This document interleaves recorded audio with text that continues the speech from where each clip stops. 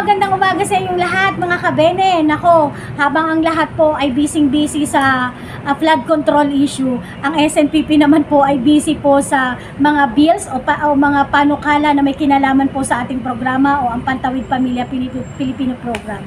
Katunayan po kahapon, ako at ang ating Vice Presidente, si Melanie Cervantes, ay dumalo po kahapon sa Technical Working Group o TWG ng substitute bill ng RA 11310. Dito po tayo po ay nagbigay ng mga suhestyon at rekomendasyon na magiging pabor po sa ating mga ka-beneficiary.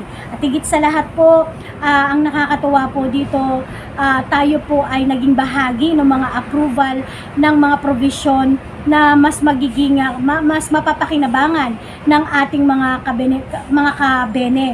So isa dyan yung F1KD, mental health, yung eto lalong-lalo na to, gustong-gusto to ng ating mga miyembro, mga ka-beneficiary, no, yung pagtaas ng kanilang mga grants. So ang ating educational grant, health grant, at rice subsidy na ito po ay maisabatas na.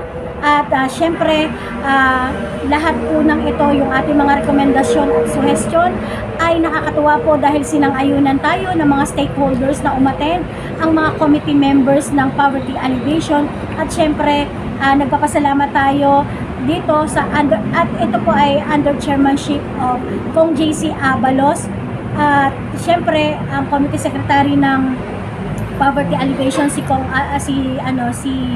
Committee Secretary Alfie at ang kanyang mga staff, Sir Vince and Ma'am Binky, at lalong-lalo na po syempre yung bagong chairman po ng Poverty Alleviation, si Chair Gloria Macapagal Arroyo, na dumalo rin po kahapon.